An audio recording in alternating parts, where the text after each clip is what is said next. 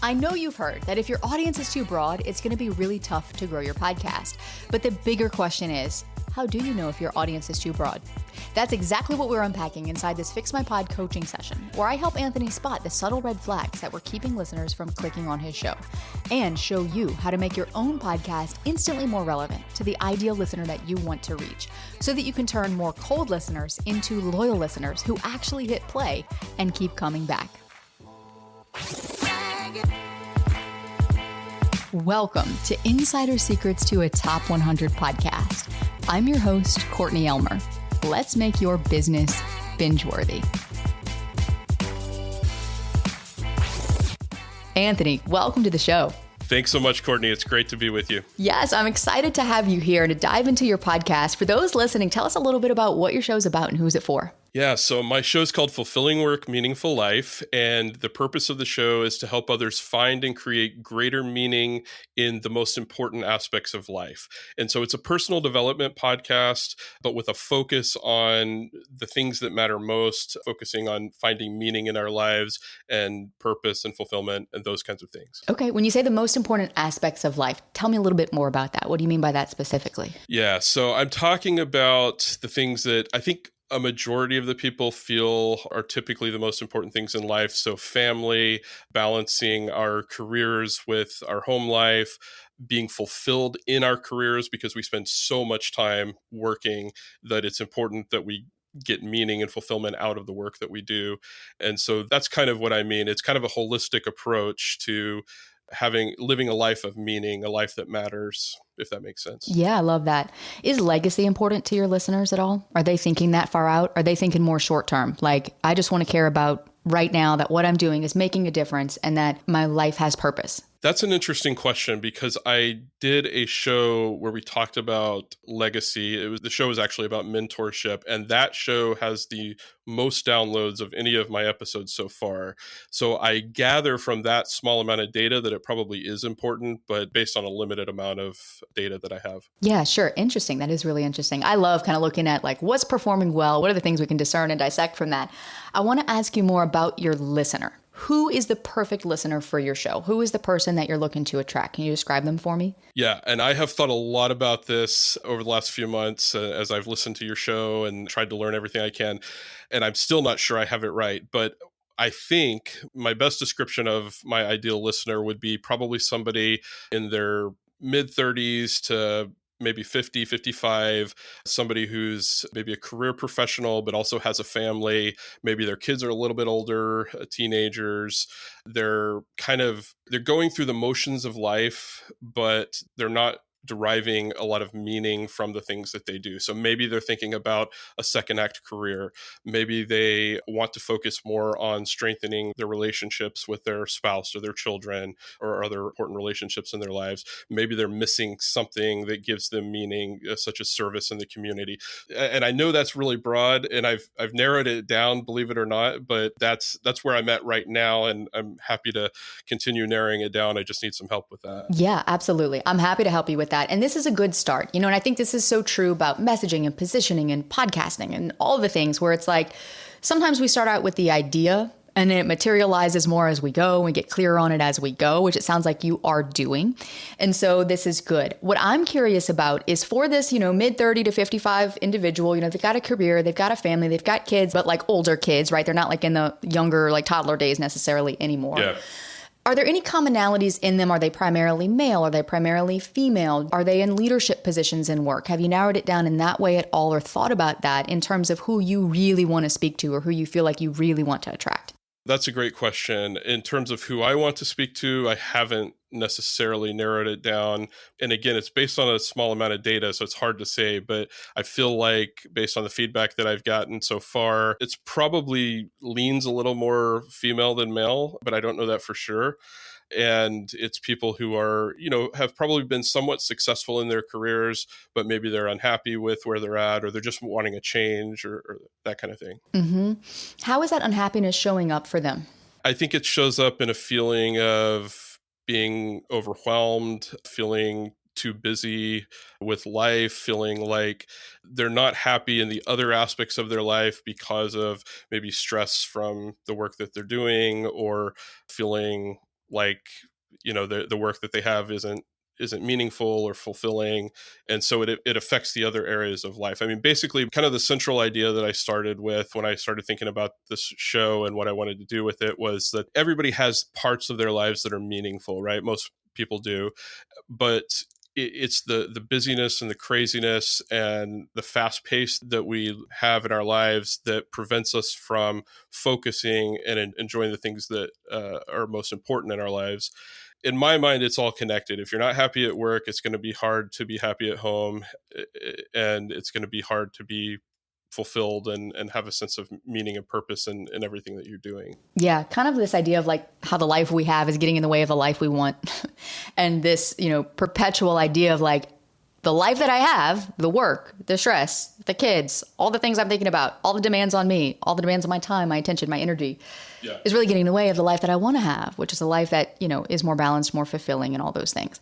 One of the things I always caution against, and this is something that is a good entry point into figuring out who the actual listener is. And I think if we can hone in on that today, that's going to really help clarify the direction of the podcast and whether it's too broad, too narrow, kind of what we need to focus on there. But one of the things that comes up a lot, and this is true across pretty much every category, we hear the words overwhelmed, or we hear the words like, people are stressed and those types of things.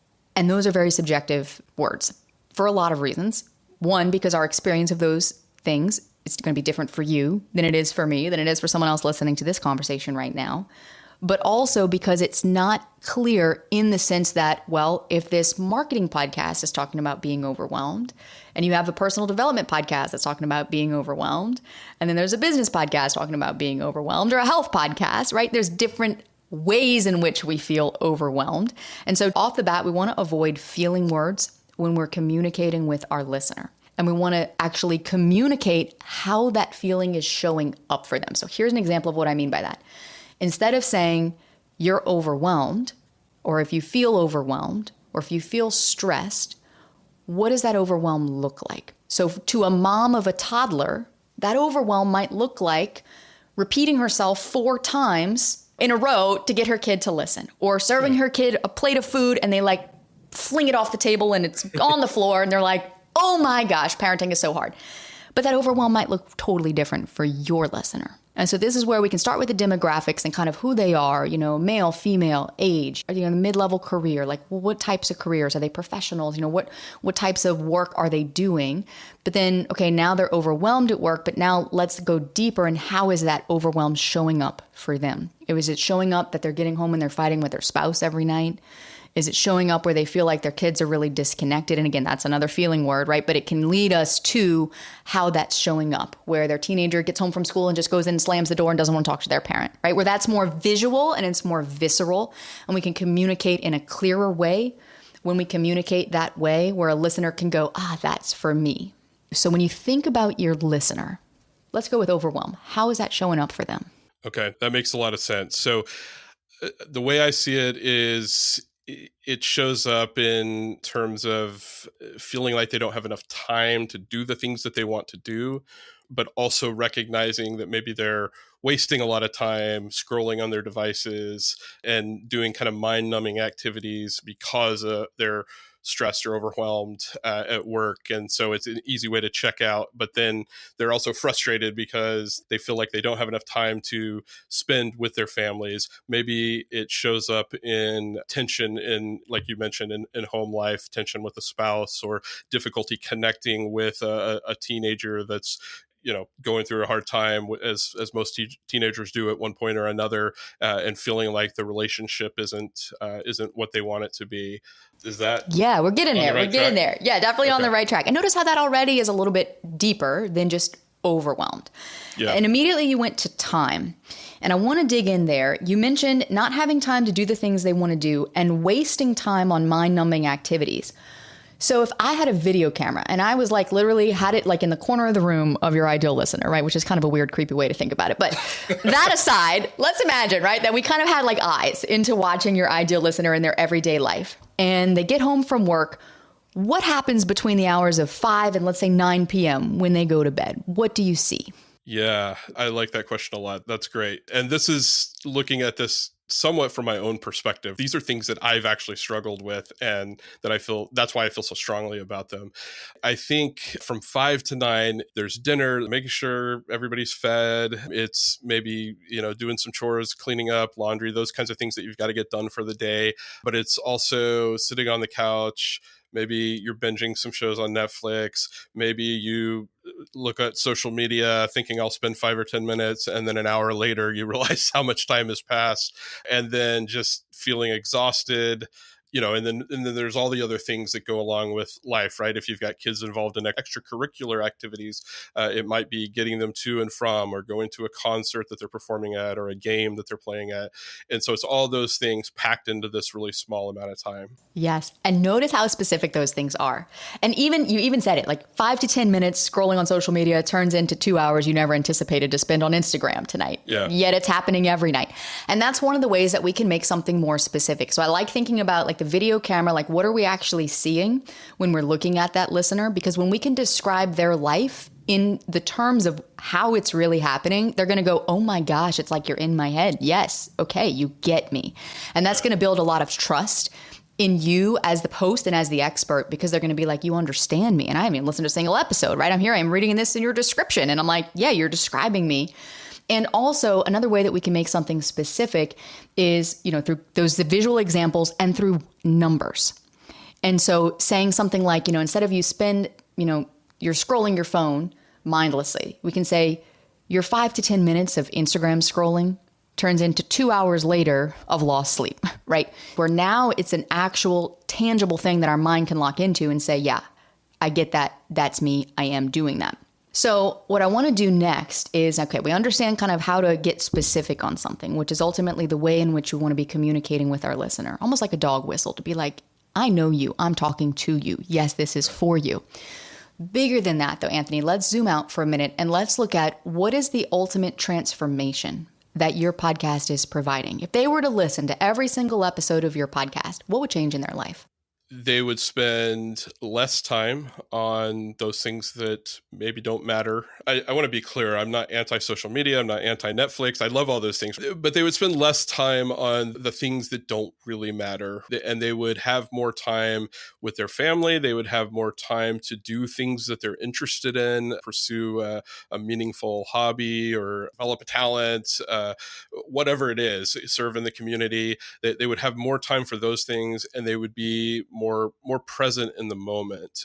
In other words, they wouldn't always be worrying about, oh, I've got this and that to do, and thinking about work while they're at home and home while they're at work and that kind of thing. Yeah. Okay. We can get more specific there too, but I want to ask you first, what's preventing them from doing that right now? I think it's just the busy nature of our lives. We are just so dang busy, and we move at such a rapid pace. And maybe it's more than just busy. Maybe it's just the pace that we do everything, right? We have all these amazing tools at our disposal with technology that's supposed to increase our efficiency, and it does, but it also, we're so focused on being productive that we're missing out on some really meaningful, important moments in our lives. And so when I think about time management, I'm thinking about it in terms of not time management so that I can get more done, but time management so that I can focus on the things that are essential in life and really enjoy the experience of life instead of feeling those feelings that we talked about earlier, the overwhelm and the stress. Yeah. I think you're getting to the heart of what a lot of us do feel and that we do experience. For me, I'm still not convinced your show is for me. And that's the level we want to get to, right? Where it's like when a listener comes across your show where it's like, I need to listen to this. So we're getting more specific on how like those feelings like overwhelm and stress and those things are kind of showing up for them. We're getting clearer on ultimately what they're going to gain from listening to your show. And then also tapping into a little bit of like kind of what's keeping them from having that on their own. Like what's to say that they couldn't just say, okay, forget it all. I'm going to reorganize my calendar and I'm going to cancel my Netflix subscription and I'm going to like get off of social media, right? And like just have the time. Like what's actually preventing them from doing that? So these are really important things to tap into, because then once we're really clear on who this person is, you're going to be amazed how easy it is to fine tune the other aspects of your podcast that you hear me talk about on the show all the time, like the name and the episode titles and your descriptions and all that kind of stuff, because we're going to know exactly who we're speaking to and how we need to speak to them. So I'm gonna push you here to lean in even a little bit further to this, because I promise you this is gonna give you such clarity. And some of this you might think about walking away from this episode too, right? So if you honestly are like, I don't know, Courtney, I really don't know, I need to think about it, that's fine too. But I wanna get your wheels turning in that direction. Sound good? Yeah, that's great. Okay, so when we go back to the transformation, less time on things that don't matter, more time on things with family. You said something that I thought was really interesting, and that it's missing out on these important moments in their lives. And what I imagine is almost the sense of, well, again, these are feeling words, but maybe guilt or maybe regret that comes with that. What are those important moments for them? And you touched on, family and things like that. Let's go deep there. And then what happens when they miss out on those moments? Okay. Yeah, you're pushing me, which is great. This is what I need. This is why I wanted to come on the show. So can you repeat the question for me? Because I want to make sure I answer it. Let me ask it to you this way. When you were in the season of life where you are where your ideal listener is right now, the person you created this show for, because you mentioned I created this because a lot of this stuff was for me, like mattered to me. Yeah. Thinking back to those moments and what led you to even be passionate about this to begin with. What were some of those important moments you felt like you were missing out on? Yeah. So I feel like I was missing out sometimes on moments with my kids. Not that I wasn't there physically, but that I would be so distracted and worried about things with work that I wasn't fully there, emotionally, mentally, and right. I do feel some guilt over that, I think. Yeah, I think that's part of why I'm doing this show. Yeah. So. Okay. Really good. Because when you have a personal development podcast, and when there's anything that we're teaching that is mindset related, personal growth related, so many of us value that personal growth, but we often don't give it the time, or we look at it as an extra thing to do. I can't tell you the number of books that are sitting on my nightstand right now. And it's like, I want to read all 14 of these books. Yet every night I go to bed and I check the news headlines and I scroll and then I enter my macros into MyFitnessPal and then I put my phone on the side and go to sleep. And so why? What prevents me, right? So when it comes to stuff, especially personal development and any kind of personal growth, essentially that's the heart of what you're getting at here, is helping people with that. But right now, that can be one of the biggest things that's also getting in the way, is this element of time where it's I want the growth, but what's that going to give me? What's that going to do for me? How's that really going to change anything right now? So the more concrete that we can be on the external problem, the surface level problems that you're helping your listeners solve through your podcast, the more buy-in you're going to have from them. And so one of the things that seems to be kind of an emerging theme is that your listener is a parent. I think that's right. Mm-hmm. And while this isn't necessarily a parenting podcast, that could be a thread to pull, where if you're not just speaking to anybody who wants to have more meaning in their life. We want to speak to parents who want to have maybe, let's say, better relationships with their kids, stronger family bonds. They want to be physically and mentally and emotionally present with their kids. That matters to them. And they don't want to miss out on these important moments in life. So that could be an angle that we could then lean into and get more specific into. Now, how are these problems showing up for them? What's preventing them from having that bond or being physically and mentally present right now? And how can I help you be a more present parent?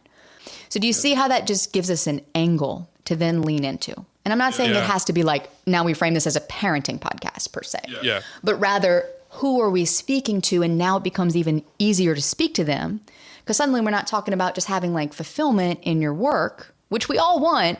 Yeah. But now we're talking about how I'm helping you as a parent find more meaning in the everyday moments with your family. Yeah. I'm glad you observed that. I think that's important. Yeah. Do you feel like anything's missing there? Is there anything else, thinking about that parent, again, who has a lot of demands on their time? There's a lot going on with work. They're kind of numbing themselves and distracting themselves from all the emotions that they're feeling through social media and Netflix and all those things. Is there anything else we're missing that they really want but haven't been able to achieve? Possibly a stronger marriage, stronger relationship with their significant other. I mean, part of the idea of the show is about careers. And so it could be that they feel like they're missing out on something in their career. if they could find greater happiness and fulfillment in their career, then they could, focus on those things at home that are really important. Yeah.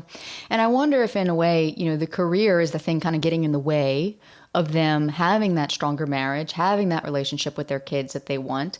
And so they're looking at the career almost as a solution. Yeah. Where it's like, if I could just have a better career, if I could just love my job more, then I wouldn't be so stressed all the time. And then that wouldn't translate, to my family. Yeah. And it's not necessarily that you're helping them change careers either. But again, this could be another through line where it's like, well, maybe that's the angle that we want to lean into, because now we're speaking to someone who's in their career and they're dissatisfied, and that changes the messaging. Yeah. Right. But we can get clear in that direction. And that's what we need in order to really earn that first click. So with your podcast right now, Fulfilling Work, Meaningful Life, that's clear to a degree. I get the sense that you're probably going to be talking about how to find fulfillment in your work so you can have a meaningful life. Yeah. But how is that relevant for me? And I think that level of relevance is what's missing to really get people to go, to feel the inner urgency of, I need that. And I think maybe that's what gets into legacy a little bit, where they're kind of living life right now, but death feels far off. They're in their mid-30s. They're not thinking about that. They're not thinking about a potential diagnosis around the corner, or they haven't had this life-altering event that makes it urgent that we focus in on this personal development work right now. So meanwhile, they're just living their life, going through the motions. And when we can get really clear on, okay, what is the urgent problem that we're helping them solve? That's going to be the through line and the reason that gets them to actually click and be like, I need to pay attention to what Anthony's saying. Yeah. As you were saying that, I kept thinking about this notion of time. And it's something I've actually talked about on the show a handful of times, is time is our most precious commodity, and it's always running out. I'm 45. I've got two of my kids in college. One's going to be in senior in high school, and it has just flown by. And so I am thinking about, what's my legacy? What kind of legacy do I want to leave them, to my hopefully future grandkids? And so I think maybe there's something there with this idea of time kind of running out, and we need to focus on these things, because if we don't, we're going to get to the end of our lives, whenever that may be, and we may feel a lot of regret. Mm-hmm. And I think you're tapping into something really important there. So this is what I want to leave you with as homework for you to marinate on and to really be thinking about is, okay, if we're going to go after time, right? And this problem of time, there's a lot of different ways we can approach that. But this idea of knowing a little bit more clearly who your person is and how they're experiencing time right now, and this idea of it always running out, ultimately the goal to get to is for them to look at your podcast and say, I need this and I need it now. Those are the two things that for everyone listening, this is what we want our podcasts to be able to do, because that's what earns the click. And so if we were to have something passive around having work-life balance or mastering time, or I don't know, I'm coming up with some really bad titles right now off the top of my head, but right, these general things where it's okay, everybody's busy, right? You can even go we all have the same 24 hours in a day. How many times have we heard that? There's nothing urgent about it that gets me to click and say, I need this now. And so this is what I want you to really be thinking about. So if your person, they're a parent, they're really busy, they've got a lot of demands on their time. We've talked about some of the specific ways that that's showing up. And what is it that's going to get them to pay attention, to realize that this personal development work is important? Getting the person to click, right? And so that's all we want them to do. We want them to click into the podcast, and we want them to start listening and start learning and hopefully start applying what you're teaching them. That's going to be the part that's on them. But if we can really align the messaging to get clear on who it is, and then here's how we're communicating to them to get their attention, that's going to help you a lot. You're going to see that it'll feel easier to grow the show, because it'll be easier to talk about. You'll know exactly who you're talking to, which will, when you're in a crowd, you're at a conference or wherever you are, it'll be these are the people my podcast is for. Oh my gosh, I just had an episode about this. You're going to love it. Versus, it could kind of be for any of us in the room, because we all want to be more fulfilled in our life, right? But where we're really kind of zeroing in. So I want you to take all this hard work you've put into your podcast so far and really kind of maybe give it the weekend, reflect on, okay, thinking more specifically about who we're really tapping into. We're not completely crystal clear on them yet, but we're clearer than we were at the start of this conversation. Yeah. And so now, what is the urgent problem that I'm solving for them? Okay. And be thinking about that. What is the urgent problem that my podcast solves? When you can get clear on that, you'll notice how much easier it is to then make the decisions around the name of your show and the way you're communicating the value of your show. Very good. That's super helpful. Thank you so much. Anthony, the work you're doing is so important. This is really needed. We all know that we need this. I'm really glad that you took this time today to really get deeper and really figure out how can I reach the people that I'm here to help. And hopefully in some small way, this is helping you to do that. Thank you for being here today. I really appreciate you. Absolutely. Thanks for having me, Courtney. And hopefully in some small way, this helped you to think more deeply about your listener too, so that you can make your content more relevant for them and get more of them to click. But that's not the only thing that you need to get more listeners clicking on your show. Even more importantly, you gotta know how to help them find your show in the first place. Specifically, to know how to get your podcast to show up in their search, which in my opinion is one of the top most underrated skills that you can master as a podcast host. So much so that I just spoke about it 3 times from stage at Podcast Movement. So if you want your podcast to be the first show that listeners see when they search on Apple or when they search on Spotify for a podcast like yours, then come with me to the next episode where I'm going to show you how you can increase the discoverability of your show by 54% without having to create more content, without spending a single penny on ads, and without having to spend any more time marketing your podcast other than just a little bit of upfront legwork to figure out what search terms listeners are using to find a show like yours. So if you want your show to be among the top 5 that listeners see when they search on Apple and Spotify, then come with me to the next episode and let's make your business binge-worthy.